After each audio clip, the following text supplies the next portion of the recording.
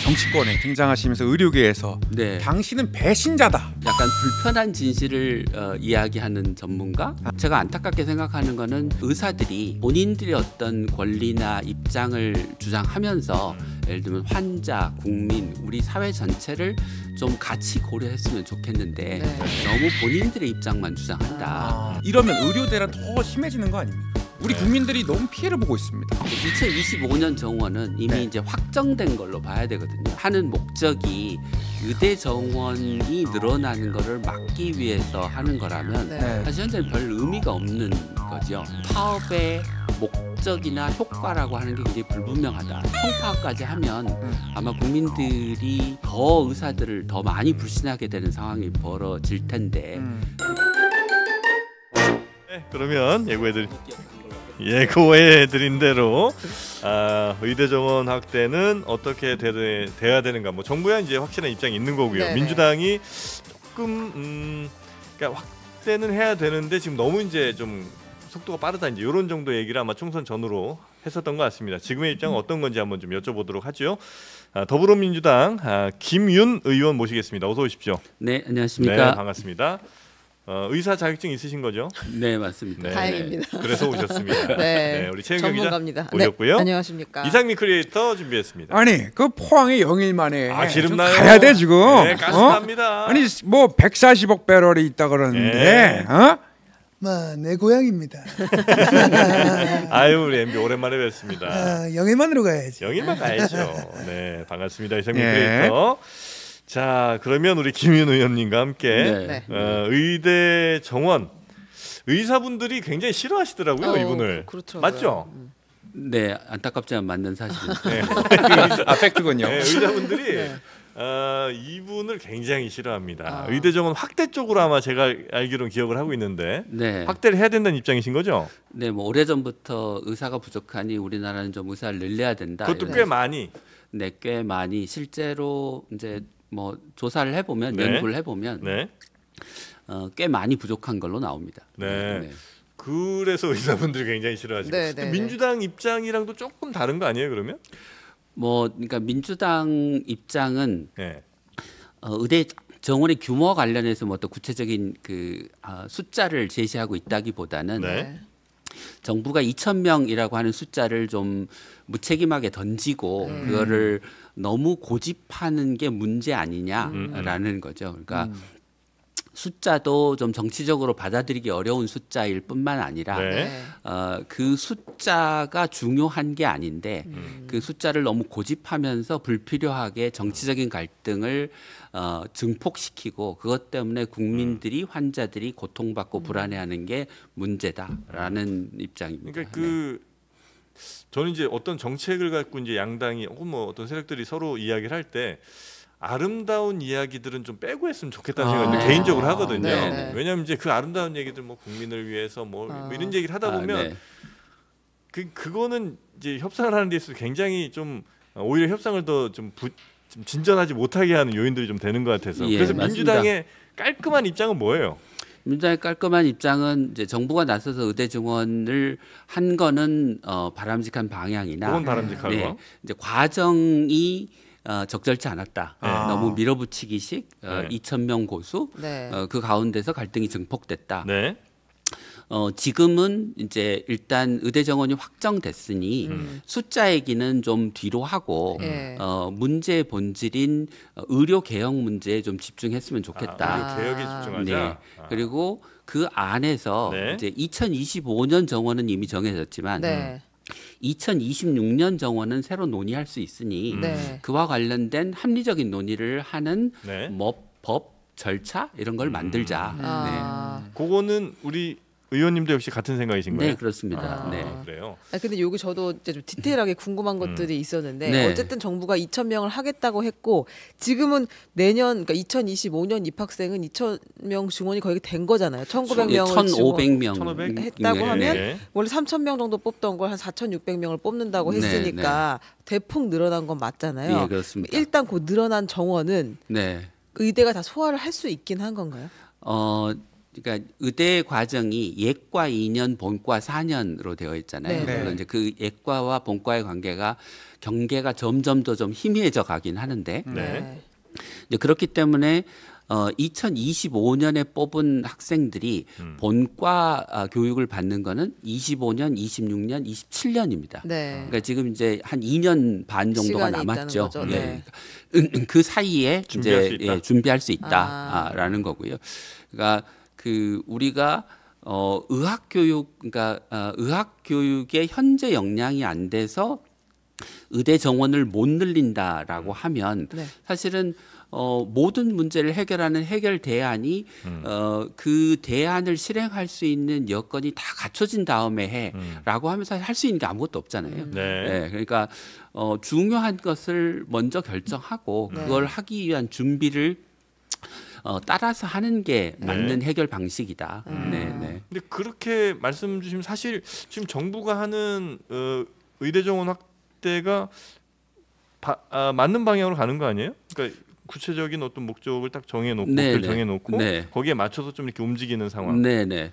그 이제 기억하실지 모르겠지만 네. 얼마 전에 이제 영수회담을 했잖아요. 네네. 그래서 이제 이재명 당대표와 네. 윤석열 대통령이 만났는데 그때 이재명 당대표께서 뭐라고 하셨냐면 의대 증원과 같은 정책은 이게 꼭 필요하고 해야 될 일이니까 민주당도 적극적으로 돕겠다 이렇게 얘기하셨거든요. 네. 그래서 의대 증원을 하고 거기에 따라서 이제 네. 대한민국 의료 체계를 개혁하는 거에 대해서는 민주당도 동의한다. 방향은 네, 동의. 네. 네. 근데 다만 지금- 조금 더 세련되게, 네. 조금 더 마찰없게 가자. 요게 이제 민주당 입장인 거군요.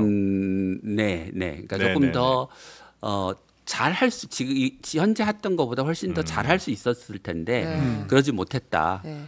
그것 때문에 지금 국민과 환자들이 이제 좀 네, 네, 고통을 겪었다. 이 문제를 어떻게든지 국회가 나서서 좀 해결 해야 한다. 했으면 좋겠다. 네. 그래서 이제 지난번 영수회담에서 이재명 대표께서 이제 국회 공론화 특위를 만들어서 네. 향후 의료 의료 개혁 과제를 초당적으로 논의하자. 네. 국회가 협력하겠다 이렇게 발언하셨습니다. 그걸 이제 만들겠다는 거죠. 앞으로 네, 논의체를 네. 만들자. 네. 근데 요게 지금 이미 이번에 증원이 된 것들 중에 상당수는 지방에 있는 의대로 많이 넘어갔잖아요. 네. 한 800여 명이 그쪽으로 더 네. 늘어났다고 하니까 그러면 이제 그쪽에서 그 학생들이 많이 입학을 하러 갈 텐데 예. 거기 있는 학생들이 그렇다고 졸업해서 그 지역에서 이제 의사 활동을 하는 건 아니고 서울로 네. 다시 올라올 확률이 상당히 높잖아요. 네. 이거 그냥 그대로 둬도 되는 건가요? 그러니까 기존 방식으로 학생들을 선발하면 네.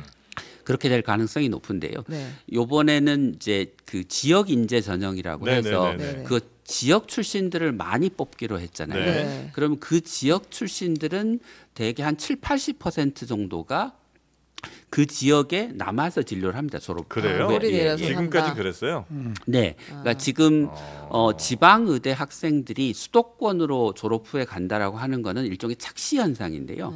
뭐의 착시 현상이냐면 지방 의대 학생들의 한 40% 이상이 네. 수도권 출신 학생들입니다. 네. 그냥 성적만 가지고 네네네네. 뽑으니까. 그렇죠. 예. 네. 그러니까 수도권 출신 학생이 지방 의대 다니다가 끝나고 졸업하고 다시 다시 수도권으로 오는 거는 자연스러운 현상인 거죠. 아. 그러니까 그거는 뭐 수도권과 지방의 격차 때문에 근본적으로 벌어지는 현상이긴 하지만 이 성적만 가지고 뽑아서 수도권 학생이 지방 의대를 더 많이 가기 때문에 굉장히 많이 가기 때문에 벌어지는 현상이다. 네. 그 문제는 네.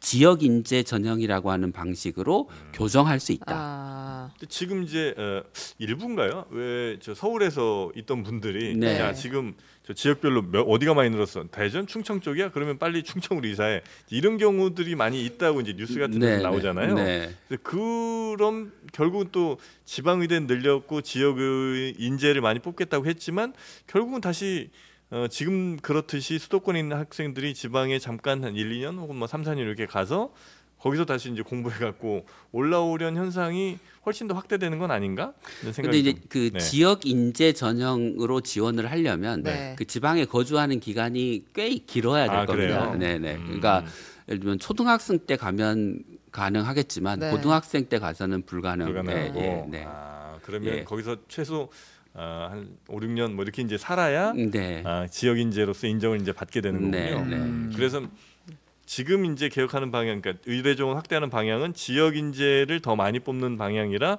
아마도 뭐 일부는 또 서울에 올라오겠지만 그래도 네. 상당히 많은 학생들은 아마 그 지역에 남아서 의사 것이다. 활동을 할 것이다. 네. 그렇다면 지역의 네. 의료인들이 부족한 현상들은 어느 정도 좀 해결되지 않겠냐 하는 기대를 한다는 거죠. 뭐 그게 이제 해결책의 한 가지고 네. 그것만 가지고 해결되는 건 아니고 네.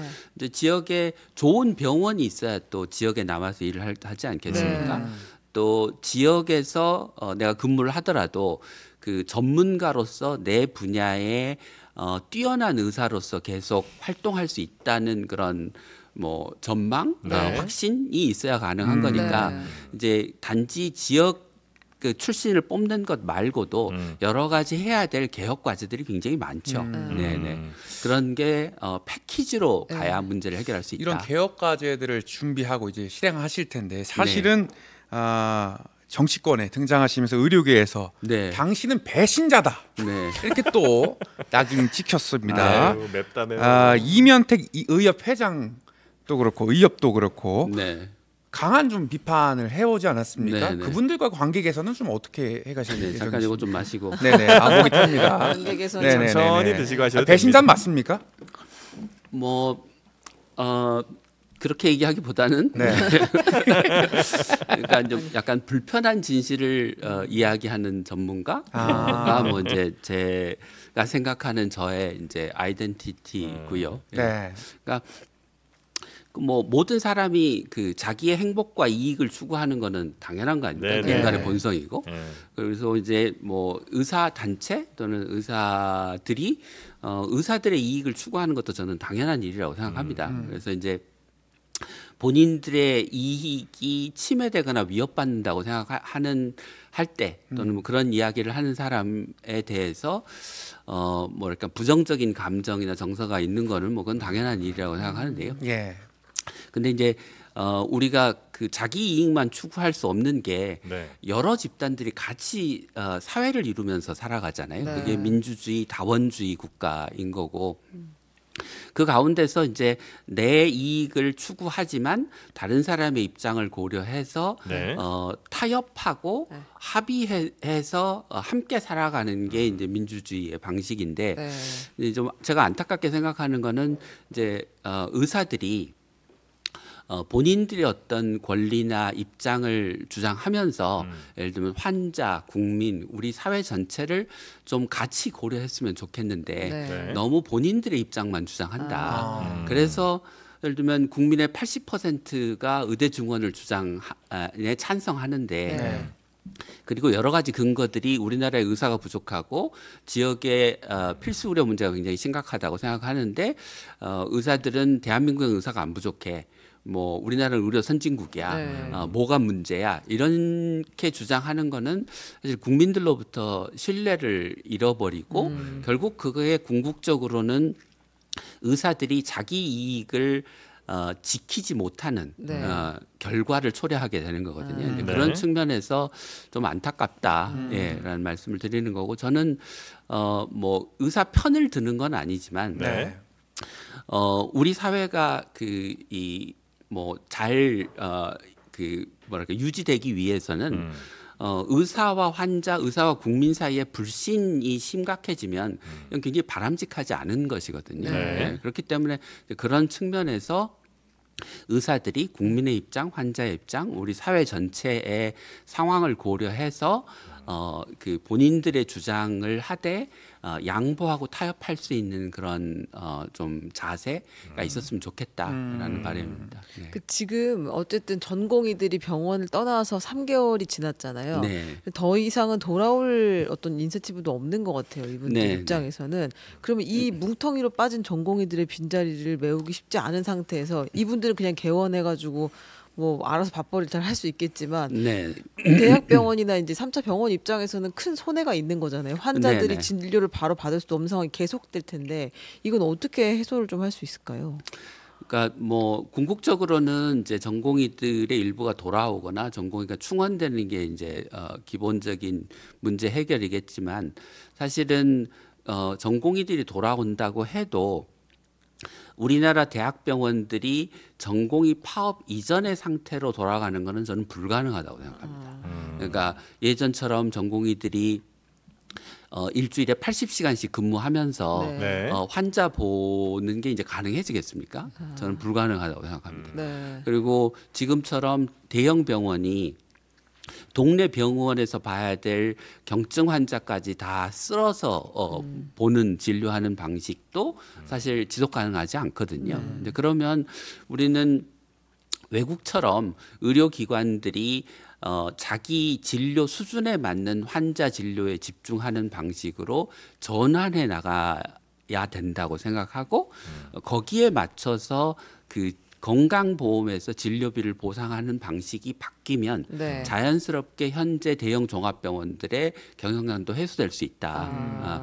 예를 들면 지금 대학병원, 상급 종합병원에서 간호사 한 명이 진료한 담당하는 환자 수가 6명쯤 됩니다. 네. 근데 지금 경증 환자가 다 빠져나가니까 지금 중환자만 모여 있잖아요. 네. 그러면 선진국의 대학병원은 간호사 한 사람이 환자 몇 명을 보느냐? 일반 병동에서 보통 4명을 봅니다. 그러면 간호사가 1.5배 올라가야 되잖아요. 네. 그러니까 지금 대학병원의 환자 수가 한 70, 그 전공의 파업 이전에 70% 수준이지 않습니까?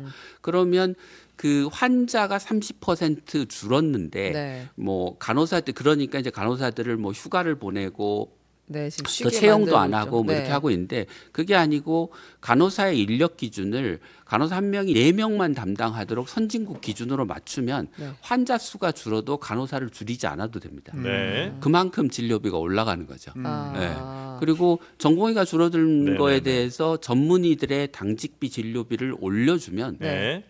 그만큼 이 적은 환자를 봐도 네. 중증 환자 중심으로 보는 아. 데 대해서 적절한 보상만 이루어지면 네. 현재 경영난은 해소될 수 있다. 아. 네. 네. 그러면 이제 돈이 많이 들어갈 텐데 들죠. 어떡하냐라는 네. 질문이 당연히 아주 따라오. 죽기 직전 아니면 상급병원은 가지 말아라 지금 이렇게 들리는. 중증 환자만 가라는 거죠. 그러니까 아. 죽기 직전은 좀 과장된 표현식이 너무 과장된. 아, 최근 기자가 말이 좀 험해요. 네. 그래서 이제 아까 말씀드린 대로 네. 이제 뭐 간호사 한 사람이 보는 환자 수를 줄이고 네. 전문의들이 진료하는 거에 대해서 보상을 내면 돈이 더 많이 들어갈 텐데 그런데 생각해 보시면 지금 요 전공의 파업 기간에 전체 환자 수가 줄었을 겁니다. 네, 상당히 네, 네. 정부 통계는 아직 안 나왔지만 네. 그러니까 그만큼 불필요한 이용이 사실 줄어든 거거든요. 그러니까 그 소위 의료 전달 체계라고 하는 게 제대로 작동하면 네. 불필요한 의료 이용이 줄어들고 네. 그 불필요한 이용으로 낭비됐던 돈을 병원들이 의사, 간호사, 의료진들이 환자를 제대로 볼 수 있도록 적절하게 보상하는 방식으로 전환하는 게 우리가 궁극적으로 가야 될 더 바람직한 네, 방향이다. 네, 네.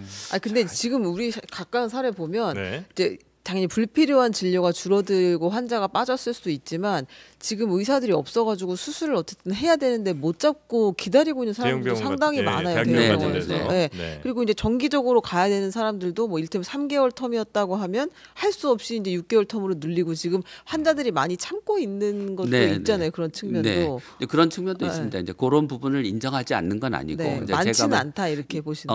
그것도 꽤 되겠죠. 이제 그렇기 때문에 이제 전공의들이 돌아와야 되고 네. 대학병원의 네. 진료 기능이 회복돼야 되지만 그렇다고 옛날에 보던 것처럼 경증 환자까지 다 다. 대학병원에서 진료하는 방식은 이제는 가능하지도 않고 바람직하지도 않다. 네. 아, 우리 지금 댓글창이 굉장히 네. 혼돈의 험해요. 카오스입니다. 아, 왜요? 이분이 지금 아, 민주당 민주당인지 의원이 국힘인지 오셨는데. 헷갈리고 일단 공무원인지. 그다음에 의사라는데 의사 편인지 아닌지도 지금 여러분이 헷갈려갖고 지금 네. 막 욕을 막 하고다가도 막 지우고 뭐 이런 게 막 많이 보이거든요. 네. 진영 논리에 사로잡히시면 그러니까 합리적인 판단을 못 그래서 하십니다. 네, 제 얘기가 그겁니다. 그래서 이 김윤 의원이 하는 얘기를 한번 잘 들어보죠. 편견 없이 한번 네. 들어보시고 뭐가 맞는지를 이 여러분이 일을 이제 오래 고민하셨고 네. 주장해오신 분이니까 이제 궁금한 것들 오늘 다 물어보자. 저희는 이 생각이어서. 네, 네.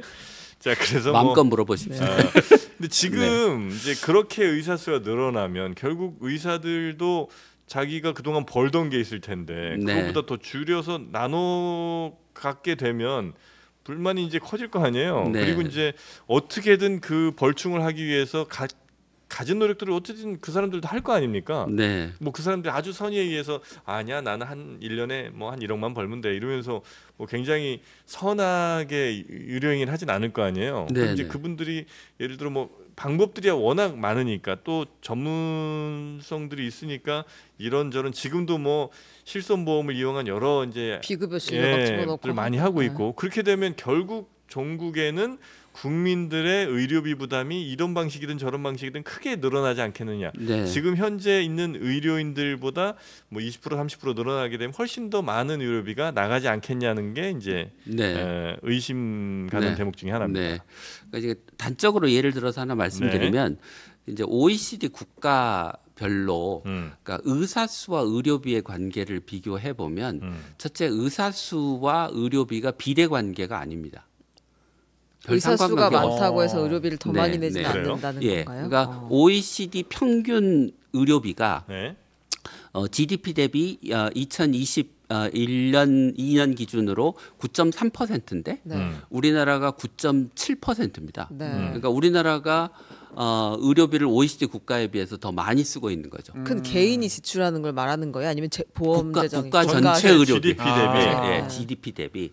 그러니까 그거는 그들도 외국의 예를 들어 어떤 뭐 A란 나라에서도 이제 9.3%라고 할 때는 이전부터 쭉 오던 게 이제 9.3%뭐 요 정도까지 네, 네. 올라온 거겠죠. 네, 근데 네. 우리 같은 경우는 9.7%인데 네. 거기서 의사 수가 막 늘어나게 되면 이 9.7%로 그대로 유지가 될 거냐면 그러기 상당히 어려운 거 아니냐. 네, 네. 그러니까 이제 네. 그 얘기를 마저 드리려고 네. 하는데요. 그러니까 그런데 OECD 국가는 우리나라보다 의사 수가 뭐 1.7배쯤 많습니다. 그러니까 OECD 국가는 우리나라보다 의사 수가 1.7배 많은데 우리나라보다 의료비를 더 적겠어라고 네. 하면 그게 의사 수의 증가가 기계적으로 의료비 증가로 이어지지 않는다는 이유를 말씀드린 거고요. 네. 그런데 이제 우리나라 같은 경우 현재 의료 체계를 그대로 놓고 의사 수를 늘리면 의료비가 더 늘어나겠죠. 그렇겠죠. 네.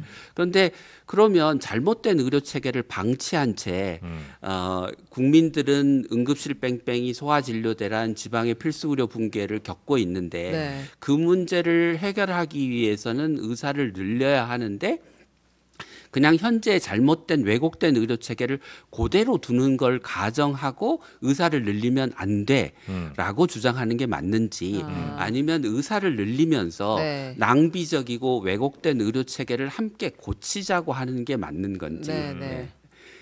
후자겠죠 당연히. 네, 네. 예. 네. 그러니까 의사 수만 늘리면 안 돼라고 하는 주장은 맞아요. 네. 네. 근데 아무도 의사 수만 늘리면 된다고 얘기한 사람은 없습니다. 네, 네, 저도 네. 한 번도 그렇게 얘기해 본 적이 없고 네. 정부도 그렇게 얘기하지 네, 않아요. 네. 예. 그러니까 의사 수는 늘리되 이 의료 체계를 고쳐서 이 늘어난 의사들이 지금 의사가 부족한 필수 의료, 지역 의료 분야에 가서 일을 할 수 있도록 대한민국 의료 체계를 근본적으로 뜯어 고치자라고 네. 하는 게 우리가 나가야 될 방향인 거죠. 네, 네, 네, 네. 지금 예를 들어 한 4억씩 벌던 사람들이 네. 한 3억으로 줄어들게 되면 네. 그거 잘 못 참을 것 같은 느낌이 그냥 이건 그냥 제 뇌피셜이긴 한데 네, 네. 그렇게 안 받아들일 것 같은 느낌. 그러니까 첫째는 네. 그 이제 의사 지금 의대 정원을 늘린다고 해도 예. 그 의사가 배출되는데 10년 뭐 걸리지 걸리겠죠. 않습니까? 네. 예, 예. 그리고 그 10년 뒤에 배출된다고 하더라도 여전히 우리나라의 의사 수는 상대적으로 적은 편에 속하거든요. 그러니까 뭐 정확한 숫자를 이야기할 수는 없지만 뭐 10년, 20년 정도는 저는 뭐 의사의 수입이 네. 지금보다 뭐 줄어들지는 않을 거라고 10년 생각합니다. 정도는, 네, 네. 10년, 20년은 뭐 그렇겠죠. 예, 예, 네. 예. 근데 이제 장기적으로는 좀 줄 수 있겠죠.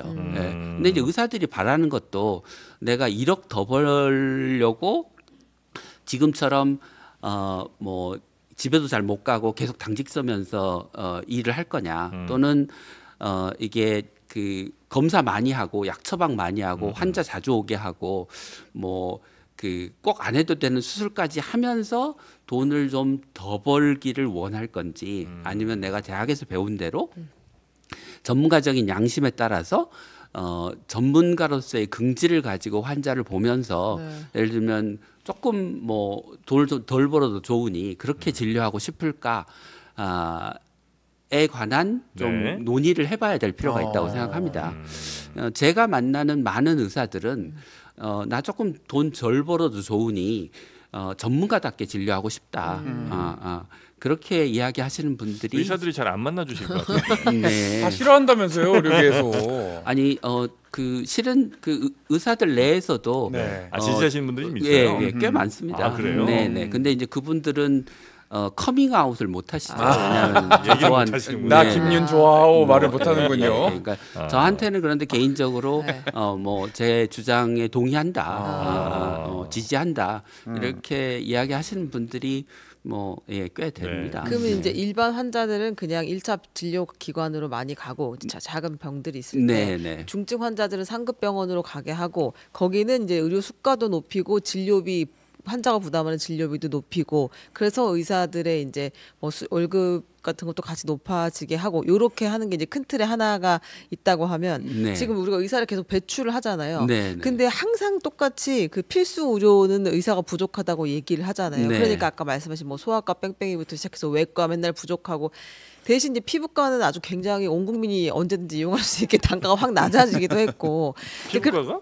피부과가 이제 네. 예를 들면 옛날에는 10만 원으로 10만 원? 뭐 아무튼 뭐 한 10만 원에 보톡스를 맞았다. 지금 1만 원에 보톡스를 맞을 수 있고. 그래요? 네, 뭐 그런 식으로 장사를 하는 거죠. 공장형이 많이 나왔으니까. 근데 이제 지금도 이를테면 의대에서 인센티브를 주든지 아니면 아예 의무 복무 기간을 두든지 하지 않으면 소아과라든지 뭐 외과라든지 이런 데는 갈 만한 동인이 별로 없을 것 같아요. 숫자가 아무리 많이 늘어나도 이 체계에서는. 그래서 이제 의료 체계 개혁이 필요하다. 근본적으로 바꿔야 된다라고 말씀을 드렸는데 네.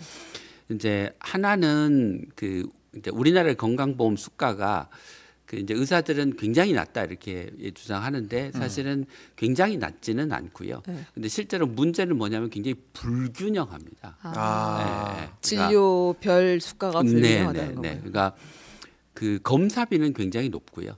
CT, MRI, 초음파, 네. 뭐 혈액 검사 이런 거는 높고 그래서 무조건 검사하지.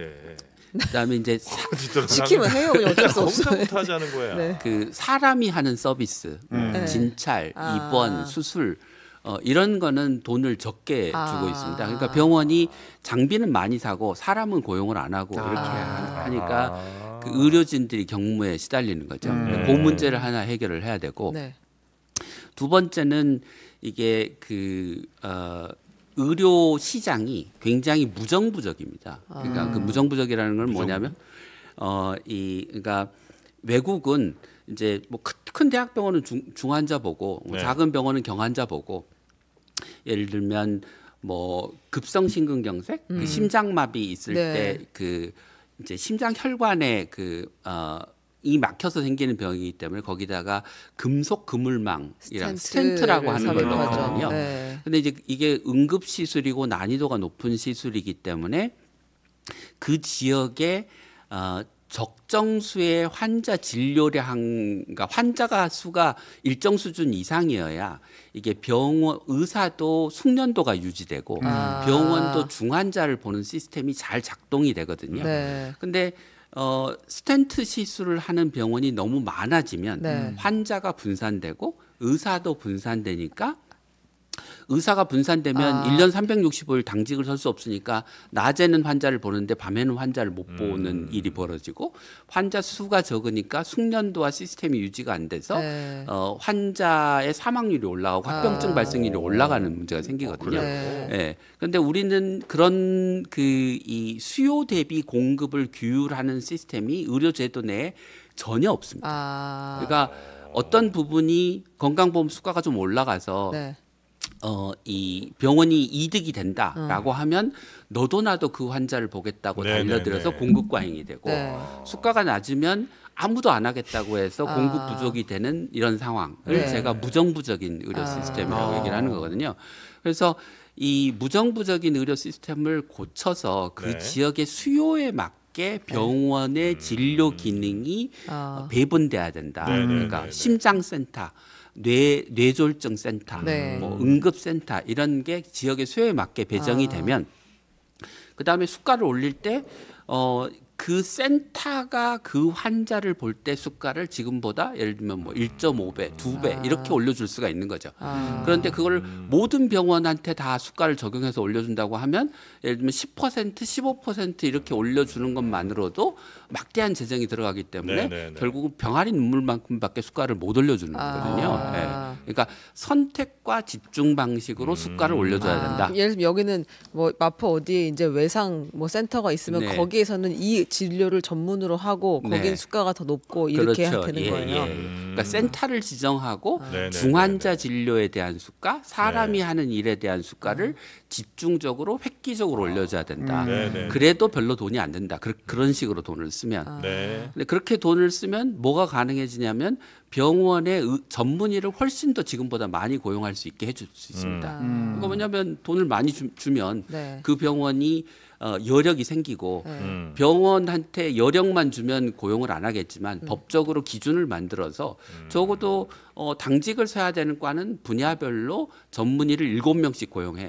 그래서 전문의 한 명이 일주일에 한 번만 당직 서도 되게 네. 만들어줘라고 하는 게 가능해지거든요. 근데 그런 그 지정하는 시스템이 없이 네. 네. 수가를 올리면 수가만 올라가고 이 달라지는 건 없는 오히려 네네네네. 공급 과잉이 상태를 더 나쁘게 악화시킬 수도 네네네. 있는 문제가 벌어진다라는 거죠. 예. 실제로 이제 저희 뭐 제작진이나 이런 사람들 중에 이상민 크리에이터가 병원을 제일 잘 가거든요. 네네. 늘 가요. 종합병원입니다. 아, 네. 네, 제 몸 안에 보건복지부가 있죠. 그래서 아마 좀 궁금한 게 좀 네. 많으실 텐데.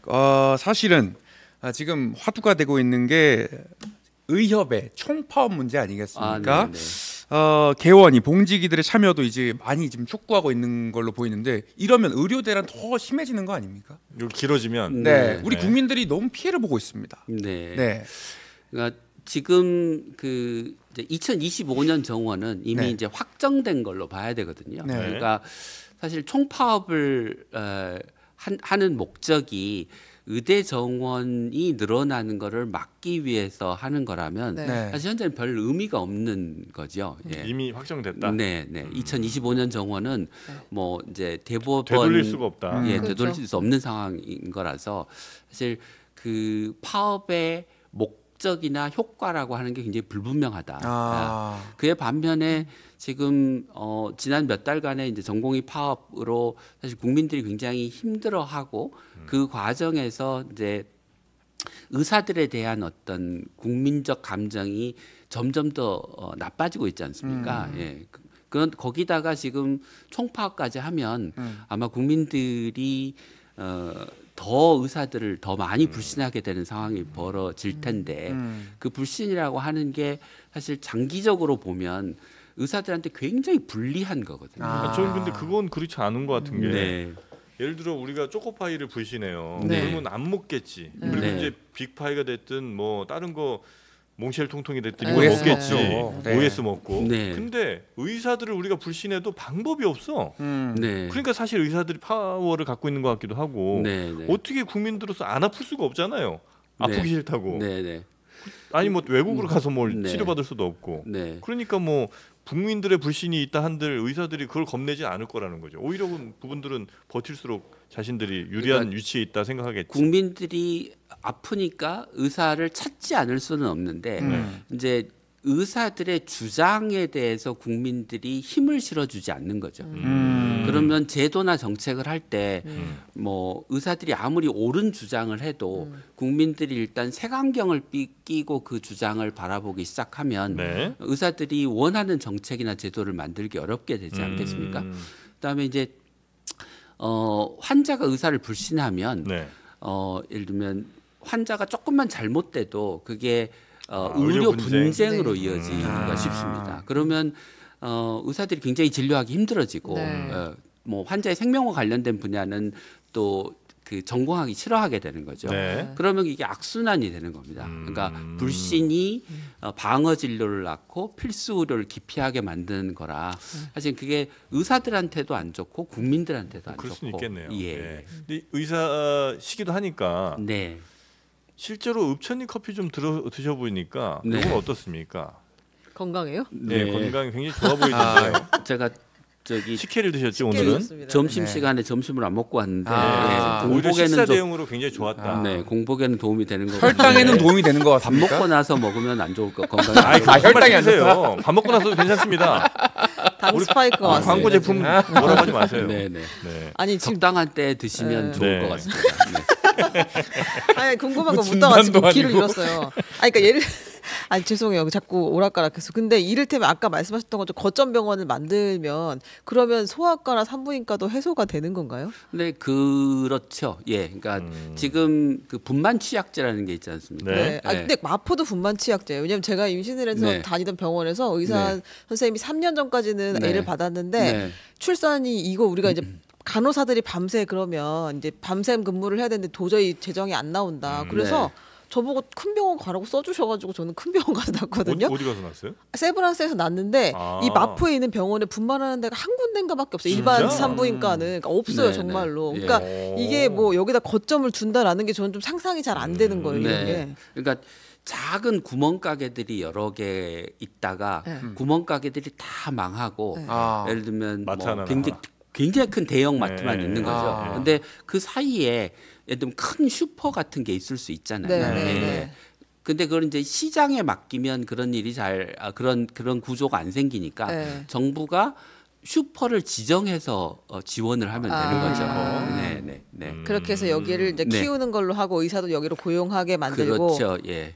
그러니까 분만도 그 뭐 대부분은 안전하지만 이제 간혹 사고가 나지 않습니까? 네, 네, 네. 그래서 그 연간 최소 분만 건수가 500건 이상은 돼야 아. 이게 분만도 그 숙련도가 생기고 의료의 안정성이. 질이 유지될 수 네. 있다라고 얘기를 하거든요. 거기는 그럼 나라에서 돈을 주는 거예요 지원을? 분만 수가를 거기에 집중적으로 좀 주면, 세- 아, 좀 주면 더 되는 높이는. 거죠. 예, 예. 왜냐면 이제 막상 나라에서 하라고 해서 사람도 뽑고 뭐 했는데 애를 낳으러 안 와. 왜냐면 이제 애 낳는 사람이 그 별로 출산이 없으니까. 줄어들었으니까. 형님 이거 뭐 장사 안 되는데 어떡할 거야라고 고민할 수도 있는데 나라에서 지원금 주면 모르지만 이제 그걸 이제 대신 수가를 조정을 통해서 네. 좀 조정해 줄 수가 있다는 거군요. 그 근본은 뭐냐면 수요에 맞게 공급을 조절한다라는 거죠. 네, 네, 네. 그러니까 지금 그 아까 말씀드렸던 분만 취약지 사업이라는 게 그 시군구 단위로 하거든요. 네. 근데 시군구 단위에서는 그러니까 작은 시마저도 분만의 수요가 분만 병원을 유지할 수 있을 정도 적어도 연간 500건 500건. 이상의 분만 건수가 안 됩니다. 네. 네. 그러면 그 전체를 묶어서 두 개, 세 개의 군을 담당하는 분만 병원을 지정하는 네, 게 네, 합리적인 방식인 거죠. 네. 근데 정부가 이제까지는 그런 기획을 안 한다는 거죠. 근데 우리가 좀 진짜 병원을 좀 많이 가는 것 같기는 해요. 네. 이제 이런저런 그러니까 아이 낳는 것과 관련해서도 네. 우리는 거의 뭐 매달 초음파 보고 막 이러잖아요. 저 거의 안 먹었는데. 네네네. 근데 뭐. 이렇게 네. 자주 초음파 보고 막 네. 하는 나라가 없다고 그러더라고요. 아. 네, 네. 그래서 우리는 뭐 한 몇 주부터 임신 딱 확인되면 그때부터 막 계속 초음파 보고 뭐 이러는데 예, 혹은 뭐 조금 아파도 바로바로 병원 가는데 이게 뭐 좋은 걸 수도 있고 근데 네네. 어찌 보면 너무 병원을 네. 많이 가는 나라기도 하잖아요 우리가. 예. 그래서 네. 그 사실 그 의학계에서는 과잉 진료가 오히려 위험하다고 얘기를 합니다. 아. 그러니까 너무 많이 불필요하게 의료 서비스를 이용하는 과정에서 네. 뭐 꼭 발견할 필요가 없는 그런 뭐 암 같은 걸 발견하기도 하고 그게 대표적인 게 갑상선 암. 갑상선 엄청 많죠 진짜. 그러니까 의학적인 지침은 갑상선암은 증상이 없는 상태에서 네. 소위 암 검진 같은 형태로 사전 검진을 통해서 찾아낼 필요가 없다. 왜냐하면 상당수의 갑상선암은 진행하지 않기 때문에 이렇게 뭐 만져지거나 증상이 있거나 이렇게 하지 않으면 굳이 없는 안 찾아지는 갑상선암을 억지로 찾아서 네. 뭐 수술하거나 치료하거나 또는 계속해서 검사하거나 네, 네, 네. 이렇게 할 필요 없다 이렇게 얘기를 하거든요.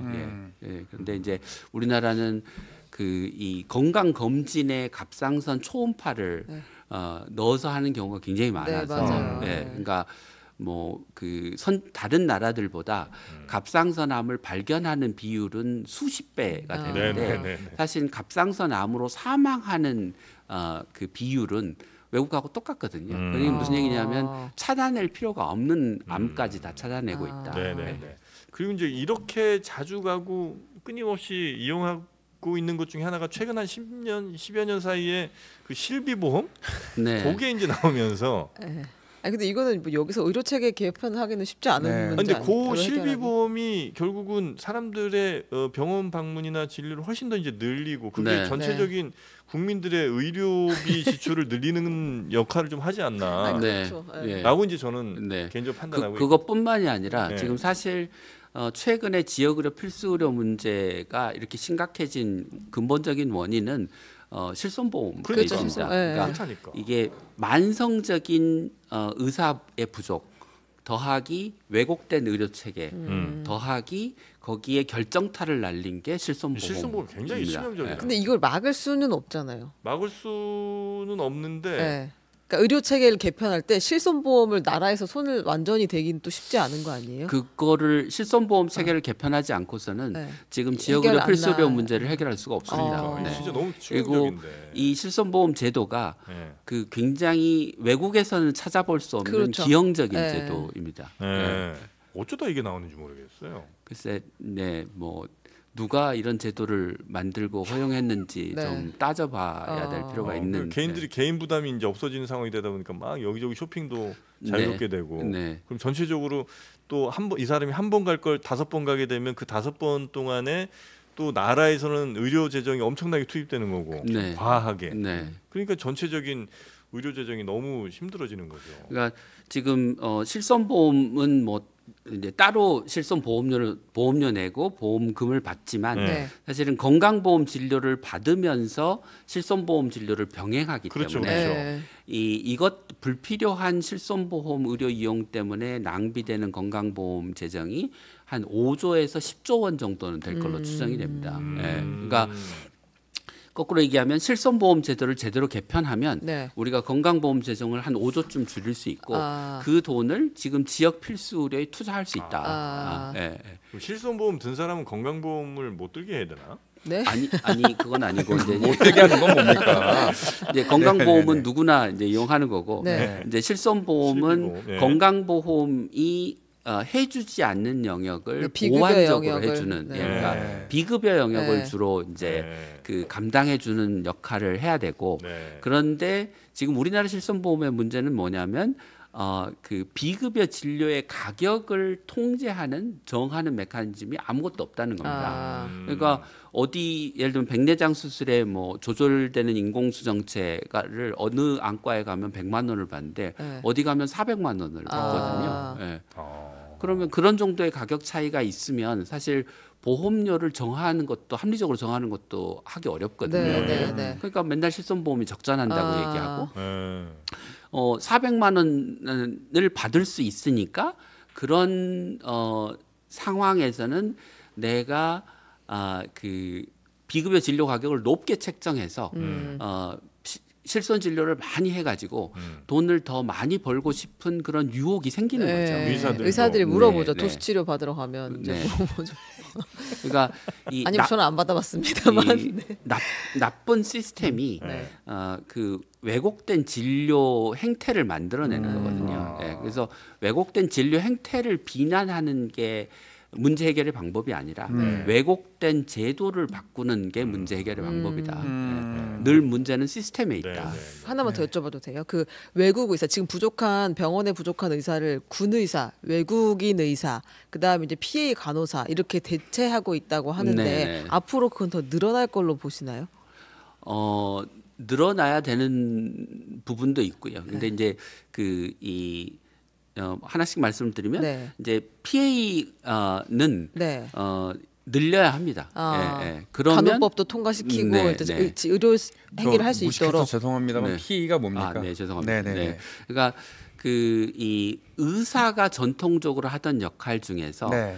이제 일부를 간호사나 뭐 물리치료사나 뭐 임상병리사나 이런 다른 인력들이 하는 것을 이제 그 PA라고 하고요. 네. 그러니까 뭐 진료 보조 인력 이렇게 부르는데, 그러니까 의사는 이제 인건비가 비싸고 이제 교육 훈련 과정이 발전하면서 옛날에는 의사만 할 수 있던 거를 다른 이제 인력들도 할 수 있게 되니까 네. 이제 그런 현상들이 벌어지는데, 미국 통계에 의하면 전체 의사 수요의 한 15% 20% 정도를 PA로 대체할 수 있다 이렇게 얘기하거든요. 그러면 PA를 늘리면 사실 의사가 업무를 덜 좀 나눌 수 필요해지고 있고, 네. 의대 정원도 덜 늘려도 되는 상황이 벌어지는 거고요. 근데 외국인 의사는 단기적으로 지금 정원을 늘려도 10년 후에 의사가 나올 거고, 네. 또 장기적으로 우리나라도 뭐 선진국처럼 뭐 외국 의사를 받아서 단기적인 수요 공급을 맞추는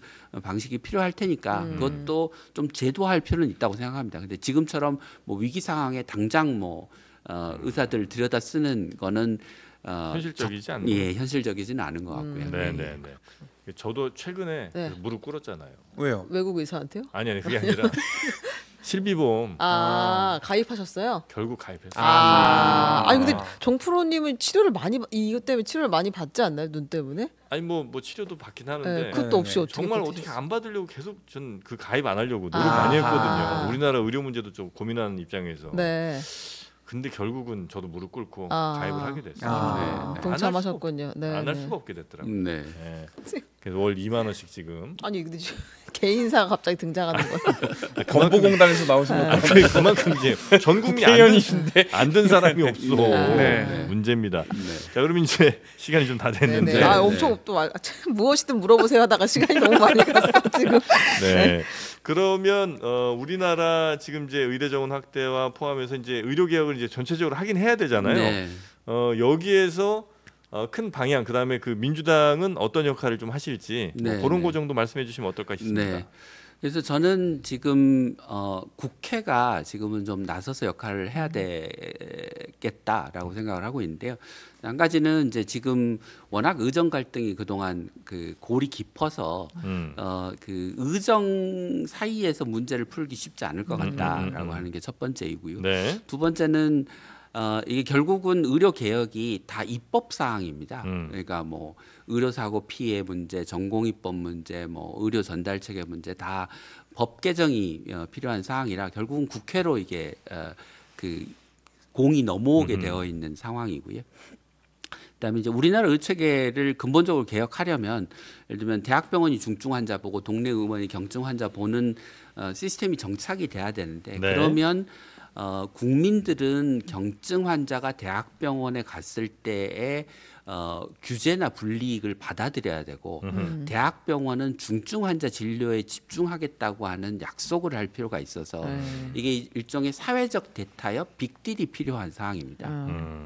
그게 실손보험 문제를 개편하는 데도 필요하고요. 네. 그다음에 의료 사고와 관련된 뭐 처리 특례 법률을 하는데도 이게 일종의 사회적 합의가 필요한 사항이라 저는 국회에서 특위를 만들어서 우리 의료 체계가 이제까지 풀지 못했던 문제를 사회적 합의를 기반으로 이번 기회에 풀어서 이번 그 의대 정원을 둘러싼 그 사회적 갈등이 전화 위복의 계기가 됐으면 좋겠다라는 네. 바람입니다. 네. 이재명 대표께서 혹시 뭐 특별히 말씀 주실 게 있을까요? 예. 뭐 병원 할 많이 말은 가셨잖아요 없고요. 최근에. 예, 뭐 헬기도 탔는데요. 네. 저는 연임할까요, 말까요? 지금 제가 그 고민인데 아, 우리 당대표 의원님께서 연임이요? 어떻게 생각하세요? 어쨌든 예. 또 국회의원이기도 하시니까. 아니 네, 근데 자꾸 일극체전이 뭐냐 하는 얘기가 많은데 어떻게 보세요, 의원님? 해야겠죠? 네. 뭐 지금 당장 뭐 당 대표께서 본인이 연임하시겠다 안 하시겠다라는 의사표시를 안 한 상황에서 뭐 확정적인 말씀을 좀 드리긴 어려운데 근데 지금 상황이 이제 그 민주당이 총선의 민의를 받아서 한편으로는 싸우고 한편으로는 성과를 내기 위해서는 당의 이제 강력한 리더십이 필요한 거는 네. 사실인 것 같습니다. 네, 네. 그리고 또 당원들의 의견이 이제 중요할 것 같은데요. 네. 네, 당원들의 의견이 뭐 당 대표의 연임을 지지하는 방향으로 가면 그것도 네. 역시 고려할 필요가 있지 않을까 이재명 싶습니다. 대표는 몇 점짜리 대표입니까? 네, 제가 점수를 매기기에는 아직 그분을 자주 뵙질 못해서 네, 다음에 또 불러주시면 자주 네. 뵌 다음에 아니, 정치인으로서 여쭤볼 것들이 또 있었는데 시간이 너무 많이 지나갔네요. 예. 뭐 또 전문 분야가 있으시니까 네. 그거부터 오늘 좀 여쭤봤고요. 네. 다음번엔 좀 더 어쨌든 지금 국회 출근하신 지가 얼마 안 됐잖아요, 그죠? 아니 실은 그 선거 끝나고 나서 매일 출근했습니다. 아, 네. 선거 끝나고 나서 네. 하긴 그때 당선인 신분이니까. 예, 뭐 그 계속 가야 될 만큼 일이 많더라고요. 일이 많아요. 예, 예. 그때 월급도 안 나오잖아요. 네, 월급도 안 나오는데 열심히 일을 했습니다. 그렇습니까? 네, 이제 나오니까요. 네. 나오니까요. 네, 이제 더 열심히 해주시고 특히 이제 우리나라 의료 개혁과 관련해서는 그 분야의 또 전문인이시니까 잘 좀 부탁 좀 드리겠습니다. 우리나라 GDP 대비 의료비가 한 10%쯤 나간다는 거는 전체 우리가 버는 모든 돈의 한 10분의 1은 의료비로 간다는 거잖아요, 그죠? 네, 그렇죠. 그만큼 많이 가는 건 자원이 쏠리는 거니까 그 분야만 잘 우리가 매니징을 해도 얼마나 또 큰 돈이 절약되는 거겠습니까? 잘 좀 부탁드리겠습니다. 네. 네. 잘 부탁드립니다. 저도. 네, 더불어민주당 김윤 의원님과 함께 이야기 나눠봤고요. 다음에 또 기회 있을 때 모시고 이야기 더 들어보도록 하겠습니다. 오늘 고생 많으셨습니다. 고맙습니다. 고맙습니다. 네, 자 우리 최영경 기자님도 네. 고생 많으셨고 이상민 크리에이터 오늘 조금 멘트에 비해서는 네. 돈을 좀 많이 받아가는 것 같습니다. 아 그렇습니다. 네, 네. 어떻게 반성 좀 하실까요? 뭐 아니면 이런 날도 있는 거 아니겠습니까? 이런 날도 있는 아, 너무 오만했네요. 네네네. 오늘은 출연료에 비해서 조금 적었어. 네. 어떻게 송영길 대표 한 번만. 아 송영길 대표. 송영길 대표. 너무 미안합니다. 안녕하십니까, 송영길입니다. 정말 광주 시민 여러분 감사합니다. 이렇게 부족한 사람임에도 불구하고 시시야 아빠 간다. 예, 아유 저 보석도. 아, 뭐래? 시시가 찍고 있습니다. 가보겠습니다. 광주 화이팅. 이렇게라도 한번 웃고 가야 됩니다. 소나무당은 왜 비대위가 된 거야? 아유 고맙습니다. 네, 고맙습니다. 네, 우리 이상민 크리에이터 최인경 기자님도 고생 네, 많으셨고요. 감사합니다. 네, 저희 장르만 여의도 내일 오전 11시 다시 여러분 만나 뵙도록 하겠습니다. 오늘도 함께해 주신 여러분 대단히 감사하고요. 우리나라 드디어 기름이 나올 것 같습니다. 가스가 터질 것 같습니다. 여러분 힘내시고 이것만 잘 터지면 의료비도 걱정이 없습니다. 네, 저희는 내일 오전 11시에 뵙겠습니다. 함께해 주신 여러분 고맙습니다. 감사합니다. 감사합니다. 고맙습니다.